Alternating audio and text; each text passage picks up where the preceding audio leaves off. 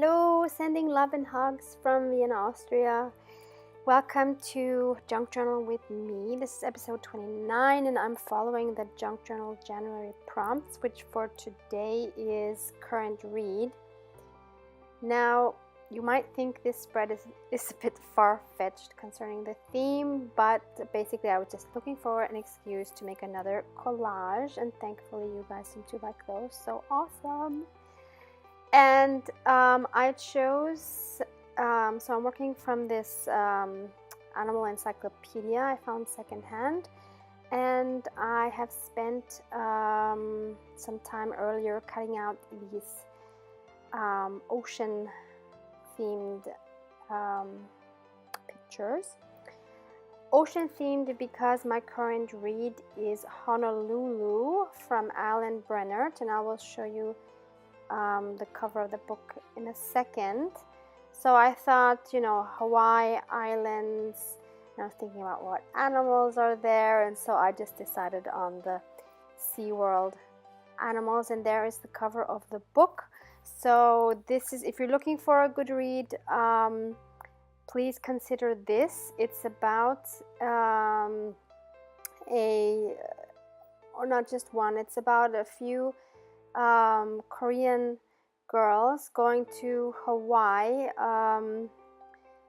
in 1914 as so-called picture brides. So they get married to husbands from Hawaii so that they can emigrate there. And this story is about their lives and what they go through there and all their disappointments and successes and how they help each other. And it's a really, really good book. I've been having a lot of trouble concentrating on any books. I get so distracted in my head with so many thoughts, so I find it really hard to read. But this was one of the few books that grabbed my attention from the very first page. And actually, I'm procrastinating now to continue because I'm almost done and I don't want it to end. You know that feeling? Yeah, so I can really recommend it. It's a page turner for sure. But going back to the spread now, I chose some background papers. Some of these you might recognize from my previous spreads with Daphne's Diary magazine, so I used some of those. And I wanted to go for the colors pink and red and peach, in addition to having some words, or not, it wasn't about the words, it was about the fonts. So that was my background, and now I'm trying to arrange the fish in a way that would work. And actually this is a bit like playing with a puzzle. It kind of reminds me of that. You're just trying to fit the pieces so that they will work on the page, and at the end you have some sort of a picture that you like. Obviously you have more freedom with this than a puzzle, but kind of it reminds me of that, doing that and just playing around with the individual pieces. So I just keep rearranging to see what I would like best. And honestly, when I had them, when I had made the decision of how they're going to be placed, and I think this was the final placement, yeah, I thought, oh gosh, this is going to be a very meh page because it kind of looked boring and it was too,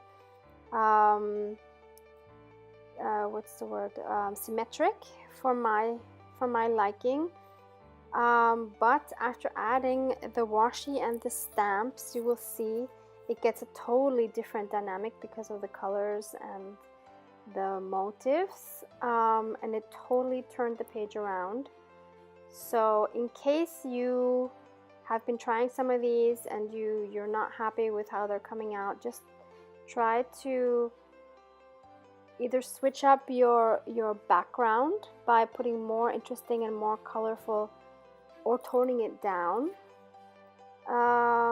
or something's not working with the collage in the foreground, like the colors aren't working, or you have too much color, too little color, or you're just, I don't know, it's yeah, I think it's worth playing around to come up with a result that you really enjoy at the end. But of course, you're supposed to enjoy the process. So in my case, I adore the process. And I've also been, by the way, I really love this this flamingo washi, and I thought it's crazy, so it has to go in here because I wanted to make the spread a little more vibrant and a little more interesting by just putting interesting washi on it. Yeah, so I was looking more into glue books because apparently glue books are made for collages like this, and of course a lot of other styles. And I was thinking, well, maybe I should try having a glue book for my collages. I should try that, but knowing myself, I should make a thin one at first, or use a thin one, because I know I get bored with things quickly, so I might be over this in a short time, even though now I don't think so, because it's very versatile. You can make so many different things with it, and each one looks so differently. But then again, I also like having it in this book because it's so different from the other things in the book that it just makes the book or the journal more interesting as well. I don't know. We'll see what happens. Anyway, so I started putting the washi down, and I have this one with the numbers, and unfortunately I cannot give you a link for this because I got this locally a year or two ago, and I realized I really love the numbers there. So I'm trying to add numbers and colors in various spots on the page to make your eye wander again, because the fish themselves don't have very strong colors, so they're not really gonna make your eye wander. So by putting in these bursts of color, it makes your eye go around more on the page. But I really like the idea of the numbers there. So I added the 4 as well, even though it didn't have a strong color. Now I just wanted to continue to add a few more stronger colors. And next I'm going to, that washi was perfect there because it covered up a green leaf, which I actually didn't want on this spread because there was no green there otherwise, and it kind of disturbed me.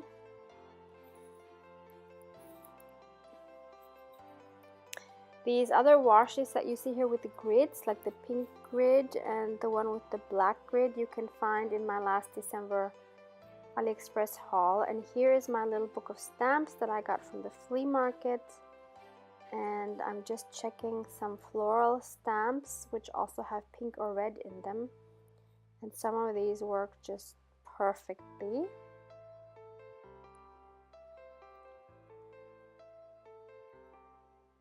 Stamps are so often and so awesome in the spreads because they're little works of art in themselves, and they're so much fun to add to a page.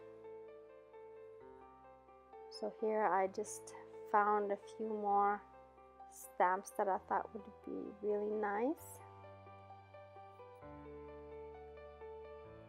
I really like that portrait. I don't know why it's such a contrast to the other things that are on the page.